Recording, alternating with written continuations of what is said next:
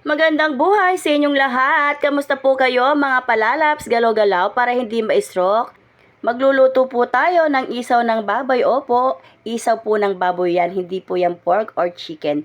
Dahil yan po ang meron lang po tayo sa ating freezer. Kung ano na lang po ang meron sa freezer, yun na lang po ang aking niluto. At tiniwa-hiwa ko nga po yan ng paganyan. Ganyan lang po kalalaki ang ating gagawin na hiwa sa ating isaw ng baboy. At pag nahiwa na po natin, maggisa na po tayo ng bawang. At yan ay mekos-mekos po natin hanggang sa maging brown.